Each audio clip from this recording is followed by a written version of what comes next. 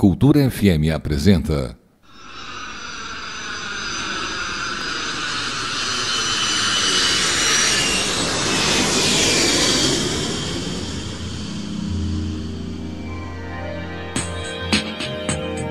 Embarque na Cultura, um programa produzido em parceria com o Departamento de Turismo da Unicentro e com o apoio cultural da agência IVT, Irati Viagens e Turismo.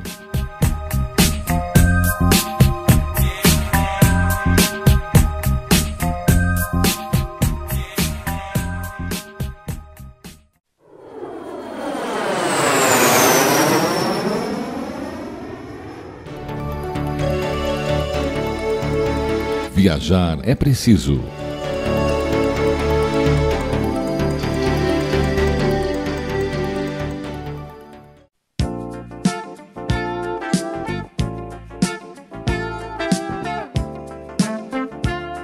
Bom dia, ouvintes da Rádio Cultura.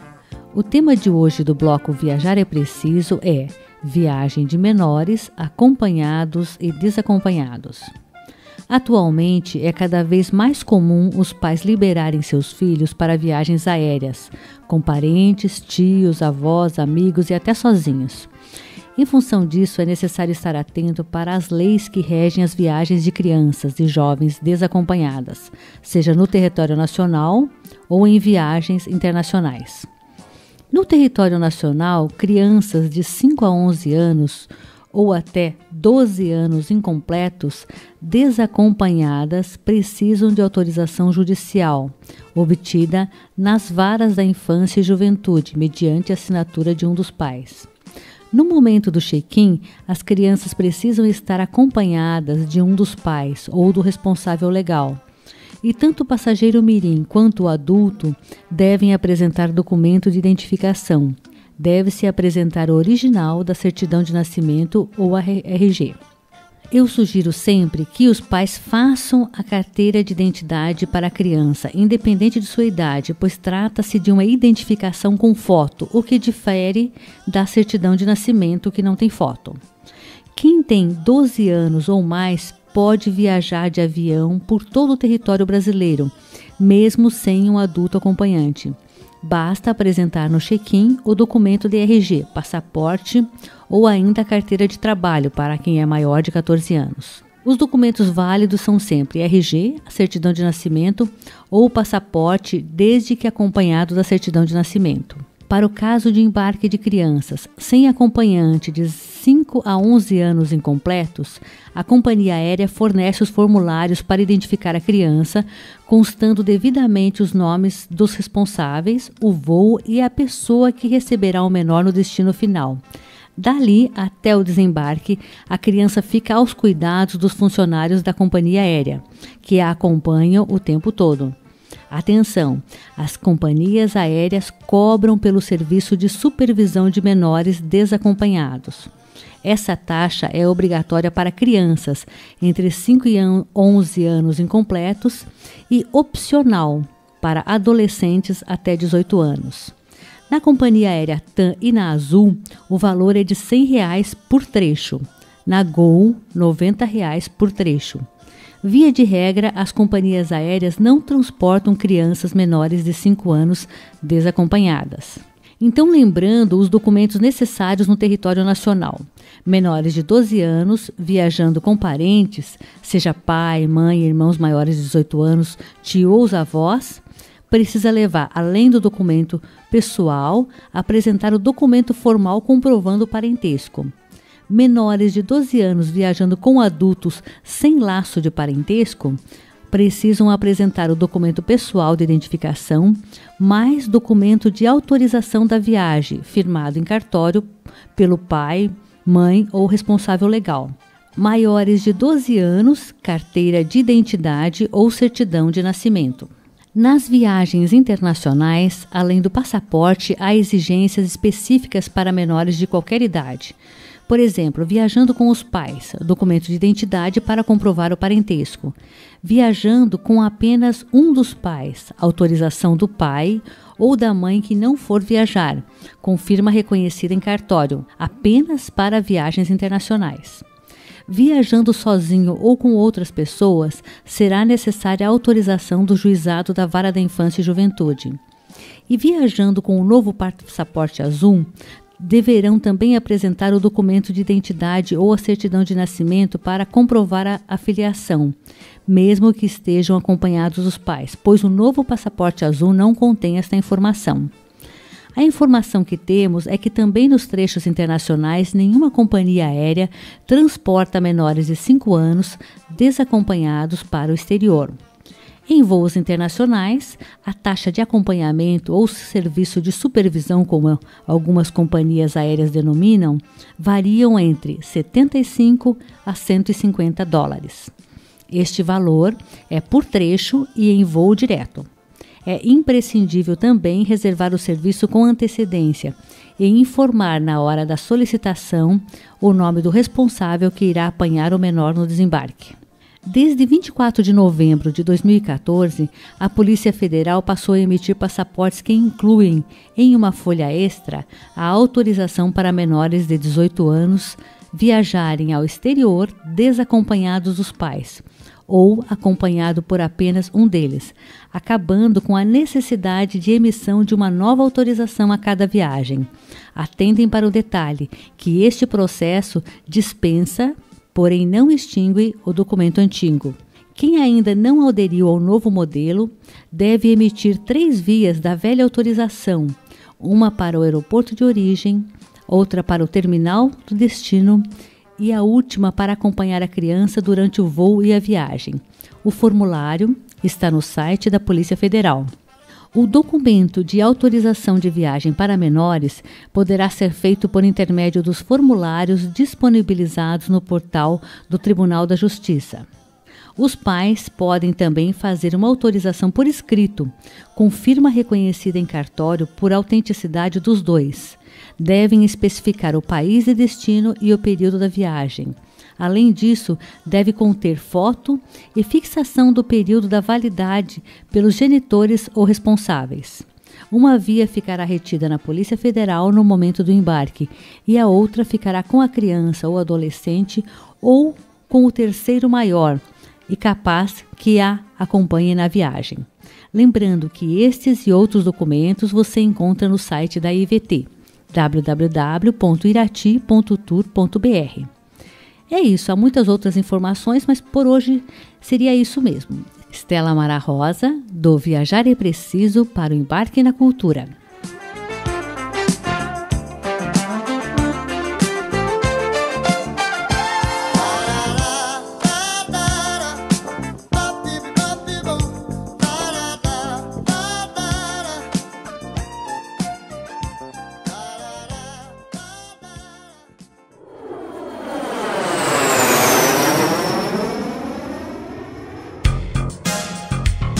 Viajando com a Cultura.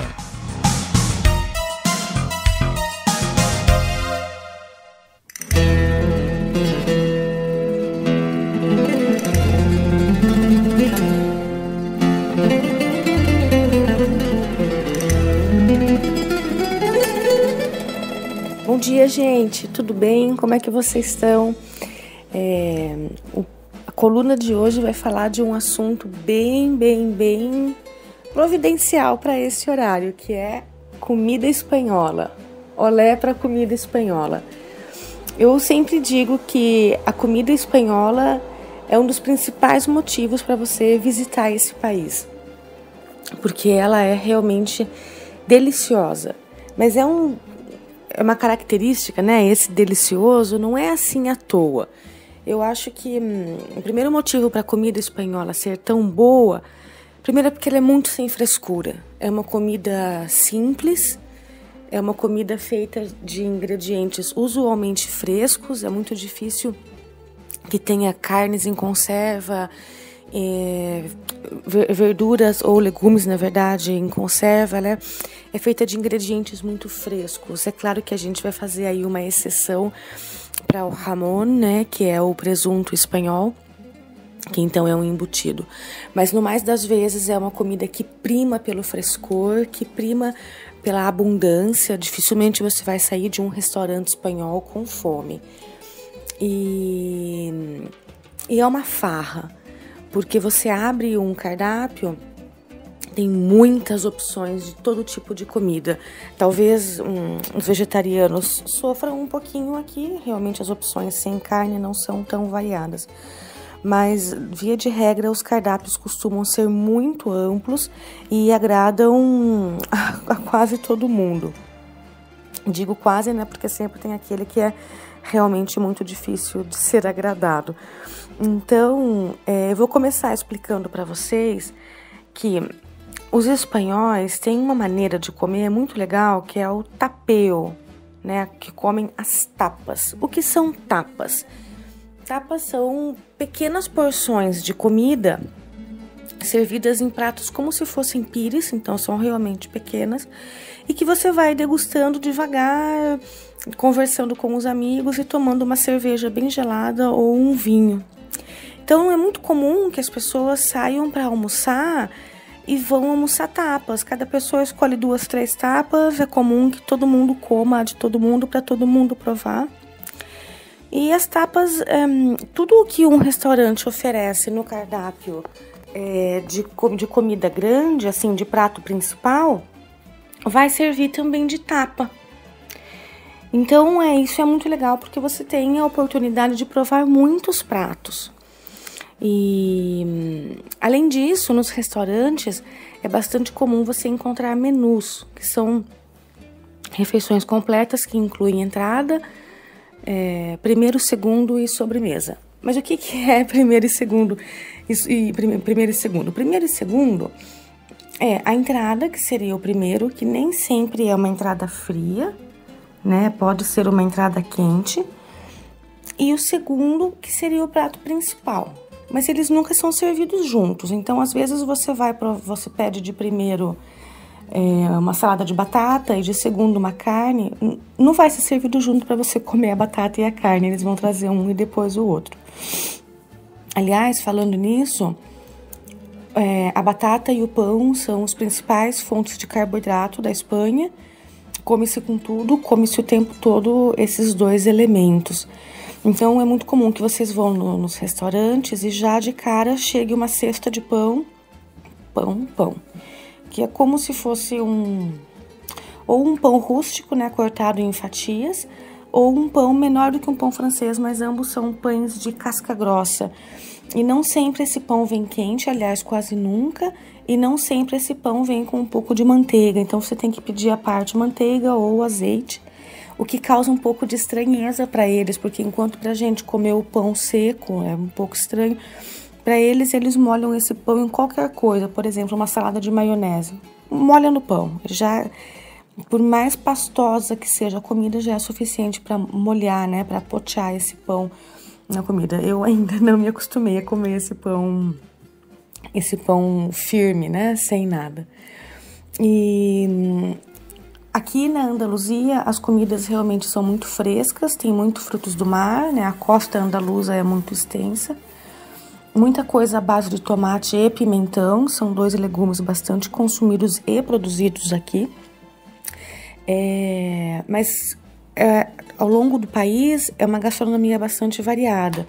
Embora o país não seja muito grande, ele é um pouco menor do que o estado de Minas Gerais, mas a gente encontra consistentes diferenças entre as comidas, por exemplo, das Canárias, para o norte, para o sul, aqui onde eu tô. Então, é uma variedade grande, sobretudo dos produtos, né, que são produzidos e que dão origem aos pratos. Isso sempre tem uma ligação.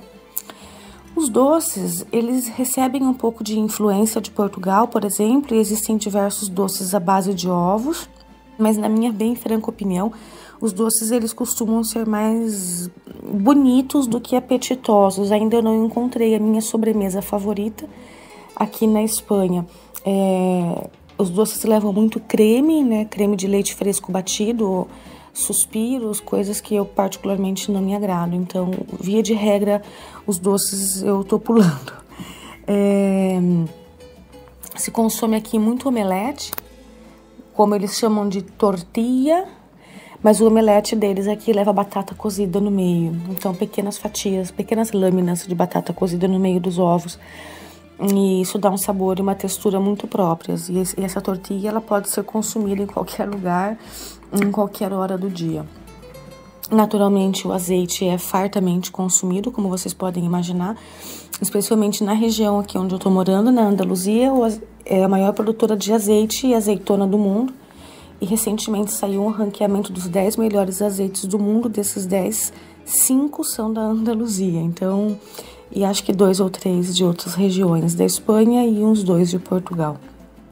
Então, realmente, a cultura do azeite e da azeitona são muito fortes. É muito comum aqui as pessoas combinarem de se encontrar à noite para um tapeo. Salimos a tapear, né? Se diz muito comum. Que quer dizer o quê? Que as pessoas vão se encontrar para ir num bar, come uma tapa, toma uma cerveja, que aqui eles chamam de canha, que é a cerveja de pressão, como se fosse um chopp, servida numa copeleta. E aí come ali nesse bar, depois você sai em outro bar e come mais uma tapa e mais uma cerveja e assim vai. A cultura do vinho é muito forte aqui na Espanha, é muito comum que os restaurantes tenham cartas de vinho bastante completas, com todo tipo de vinho que você pode imaginar, branco, tinto, rosé, espumante e os fortificados, sobretudo o Jerez, né, que é produzido aqui perto. E os vinhos, via de regra, não decepcionam. Aqui na Espanha, particularmente, os vinhos tintos têm maior produção e maior qualidade, na minha opinião. Embora eu seja uma fã do vinho branco, mesmo assim eu não costumo ter problemas. Os vinhos são realmente muito bons. Então, quando você vai num lugar e pede uma canha, uma cerveja para tomar, é costume que te sirvam uma pequena tapa, seja uma porção de tremoço, uma porção de amendoim, uma porção de azeitona. Em lugares mais elaborados vão ser tapas mais elaboradas, mas é difícil que as pessoas bebam sem comer alguma coisa. E bebem, hein? Eu sempre falo que para acompanhar o ritmo do pessoal aqui, você tem que ser forte, não é fácil não. Eu não acompanho, eles bebem muito mais do que a gente do Brasil, é a minha opinião. Enfim, a comida aqui realmente merece muito destaque, merece ser vivida. Você, estando aqui, eu acho que é importante que a pessoa se entregue a esse prazer, né, da gastronomia. O que mais, em termos de proteínas, né, eu falei dos carboidratos, estava me esquecendo. As proteínas, o que eles consomem muito aqui é peixe, de diversos tipos, inclusive o bacalhau fresco e frutos do mar. A carne de porco é amplamente consumida, a de gado é muito mais cara, realmente não tem tanta qualidade. E o frango fica realmente em segundo plano. Mas, de uma maneira geral, consome-se sim bastante carne e ovos. Na verdade, come-se muito bem aqui. O que você vai ter um pouco mais de dificuldade para encontrar eventualmente são frutas, ou melhor dizendo, variedade de frutas. Como, por exemplo, eu sinto falta de algumas, né? Por exemplo, mamão é difícil encontrar e é caro, ele vem do Brasil. Mas banana, frutas vermelhas, kiwi, então, que normalmente é produzido aqui na Espanha mesmo. A Espanha é um gigante na produção de alimentos, o que é fabuloso pra gente que mora aqui, né? Enfim, espero ter aberto o apetite de vocês a essa hora da manhã. Se eu tivesse tendo esse programa numa rádio espanhola, isso não ia funcionar, porque a hora do almoço é a partir da 1h30, 2h, então ainda eles não estariam pensando em comida, mas acho que aí no Brasil vocês já estão pensando no que vai ter de almoço, né? Um abração para vocês e até a semana que vem.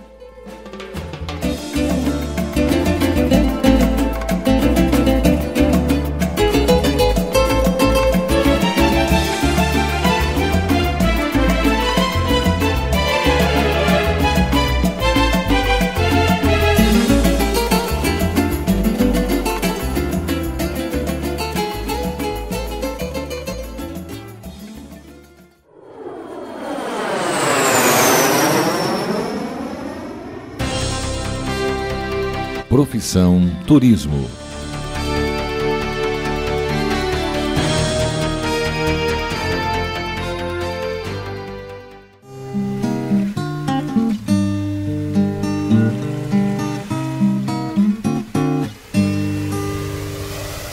Bom dia, ouvintes da Rádio Cultura. A gente vai começar mais uma edição do quadro Profissão Turismo, que faz parte do programa Embarque na Cultura. Hoje a gente vai conversar com o Luiz Henrique Salvati, ele que é acadêmico do 3º ano do curso de turismo. Ele vai falar um pouco sobre algumas viagens internacionais promovidas pelo curso de turismo da Unicentro em Irati. Em primeiro lugar, Luiz Henrique, explique para a gente como é que surgiu o teu interesse pelo turismo, como é que você resolveu entrar nesse curso e como é que você vê a tua evolução desde o início até agora, já os anos aí finais desse curso. Bom, eu decidi entrar no curso de turismo quando em 2011 eu fiz um intercâmbio para o Canadá. Então lá eu entrei em contato com o profissional, com a profissão, que foi um campo que eu me identifiquei bastante e eu decidi pesquisar mais sobre o curso e eu acabei entrando aí no curso de turismo da Unicentro. Muito bem. Eu tenho informação de que já foram realizadas aí 4 viagens internacionais e você só não participou da primeira, que foi lá em 2012. Essa viagem que o Luiz Henrique não participou foi para Buenos Aires, capital da Argentina, mas ele participou de todas as outras que se seguiram, né? Em 2013 no Chile, em 2014 na Itália e também no final de 2014 houve um cruzeiro internacional sobre o qual a professora Paula já até mencionou em algumas edições anteriores do Profissão Turismo. Luiz Henrique, o que você achou, né, sobre essas 3 viagens? Fale separadamente sobre cada uma delas. Primeiro essa do Chile. O que você absorveu dessa viagem? O que vocês de fato viram lá, além do que uma viagem simples, uma viagem a turismo, mas uma viagem para falar de turismo academicamente, para aprender sobre turismo, né? Conta pra gente como é que foi essa experiência, como é que foram todas essas experiências. Então, a primeira viagem que eu realizei o curso de turismo foi para o Chile. Foi a minha primeira vez que eu fui para a América do Sul. Viajei pela América do Sul. E foi muito bacana essa experiência, porque a gente pôde visualizar o que a gente estuda em sala, não só nessa viagem, mas em todas as outras. Então, a gente pôde perceber como é a produção dos vinhos chilenos, da visão de grandes vinícolas, além também que a gente pode perceber o trabalho da Unesco relacionado a patrimônios histórico-culturais na cidade de Valparaíso e Vinha del Mar. Também lá a gente também encontrou professoras de turismo do Chile, que foi bem bacana. Então elas falaram como que é o estudo do turismo lá, como que é a atividade turística. Foi bem legal. Da Universidade de Playa Ancha, de Valparaíso. Em relação a isso que você falava, da preservação de patrimônio histórico pela Unesco, explique para a gente um pouco mais como é que vocês viram isso e o que vocês estudaram a respeito disso. Não necessariamente estudaram, mas como é que foi, o que vocês observaram nessa ida para o Chile? Então, as cidades de Valparaíso e Vinha del Mar, elas são patrimônio da Unesco. Então, desde a construção, a forma com que as casas, os edifícios são construídos, até a pintura, ela possui todo um valor histórico e cultural para as cidades, que representa o turismo lá e a história de como a cidade foi fundada e tudo mais. Legal. No ano seguinte, já 2014, ano passado, você foi para 2 viagens, né? Uma para a Itália e outra um cruzeiro internacional. Essa na Itália, como é que foi? Bom, então em 2014 teve essas 2 viagens. A primeira foi para a Itália e para a Croácia, que teve o intuito de conhecer a Universidade de Turismo em Pula, que é uma cidade na Croácia, através dos professores lá, o professor Dr. Mário e o professor Dr. Aljosa. Então eles mostraram para nós também como é feito toda a atividade do turismo, como que é feito o marketing, a propaganda deles. A gente também teve uma reunião com a Secretaria de Turismo falando sobre os festivais e como eles combatem a sazonalidade no turismo lá na cidade de Pula e cidades ao redores. Porque em 2013 a gente recebeu esses professores aqui na Unicentro e eles fizeram esse convite para nós. Então em 2014 a gente foi lá para conhecer e a gente aproveitou também e fez uma parada na Itália, onde a gente pôde conhecer também toda a parte cultural, histórica da cidade, os atrativos, como eles trabalham com o turismo e associar o turismo deles na Europa com o turismo brasileiro. Legal.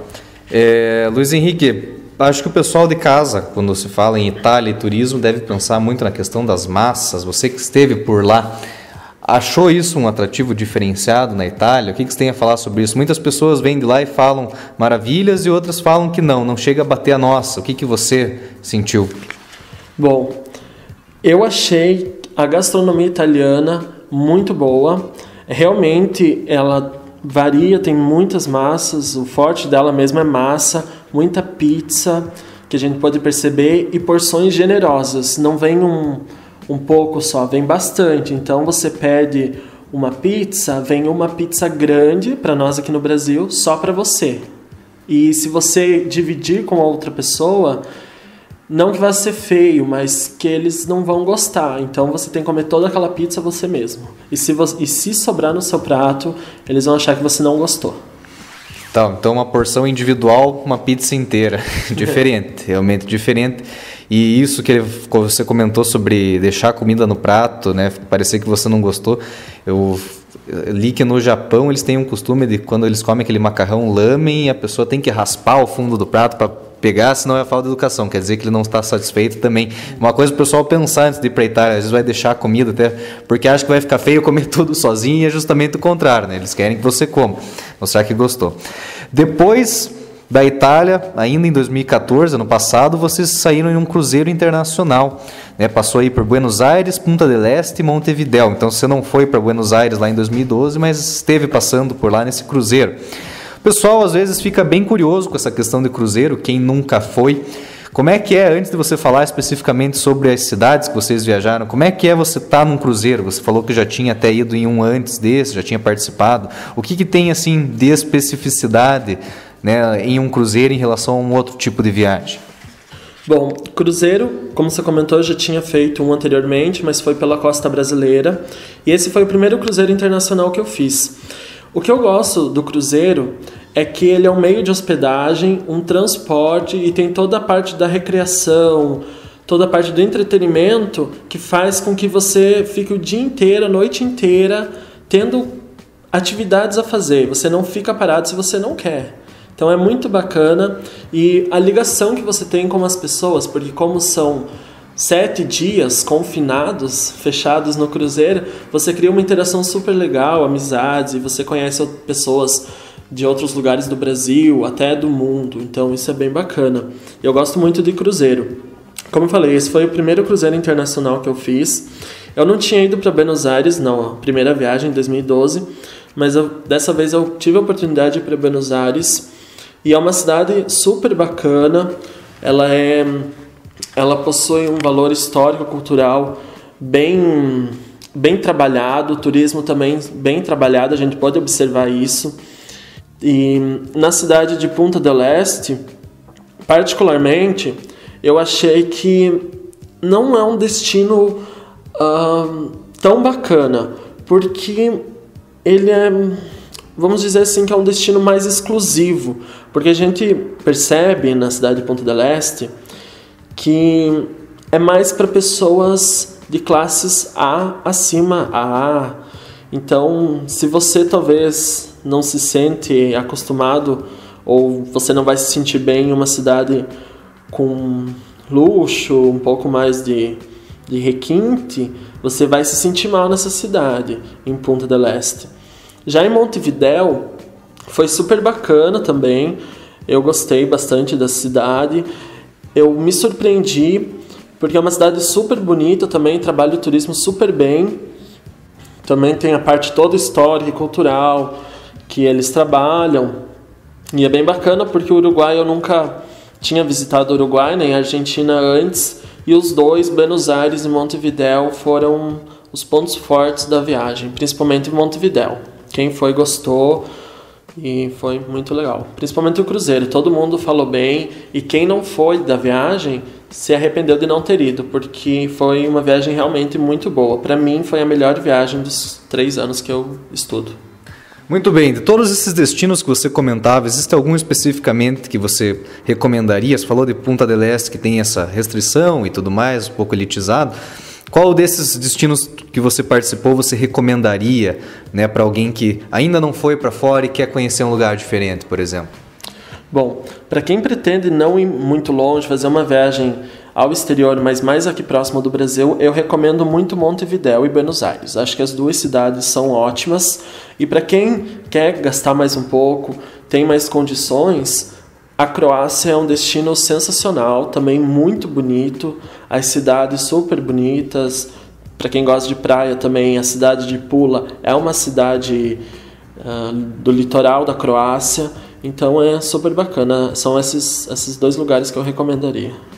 Muito bem.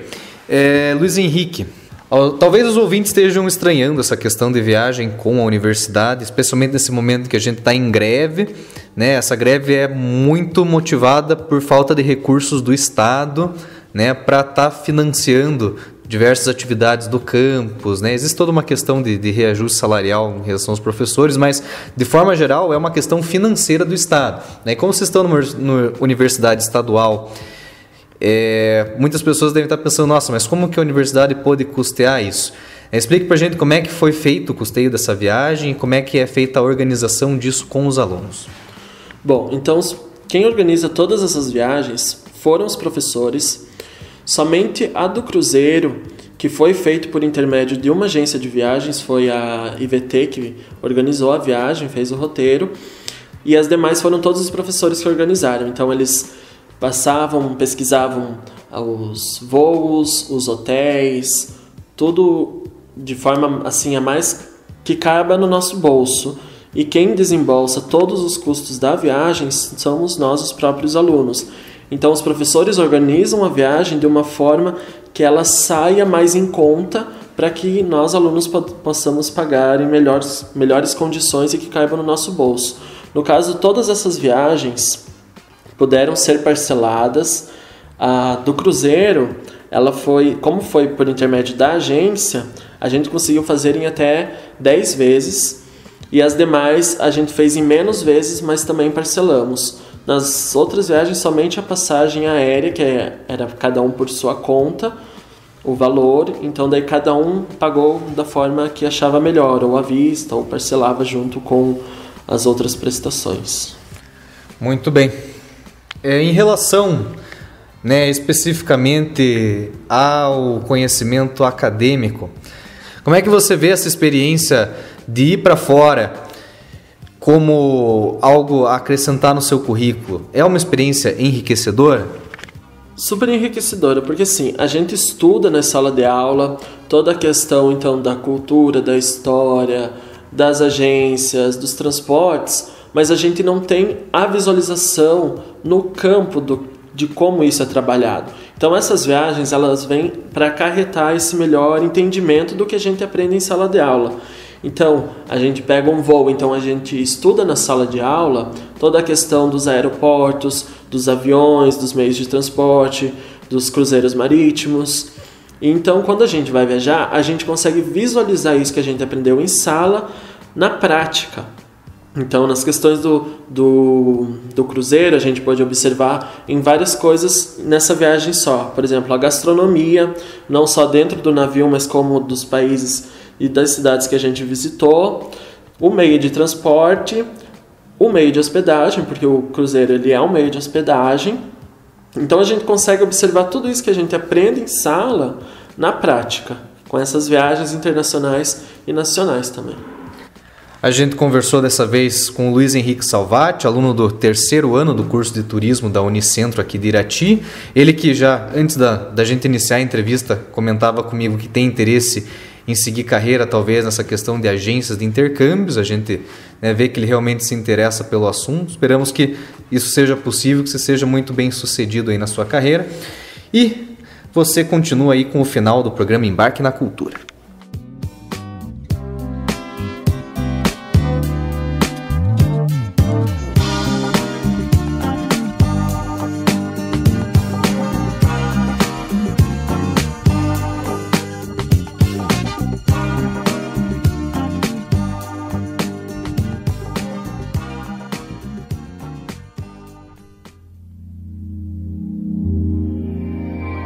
A Cultura FM apresentou Embarque na Cultura.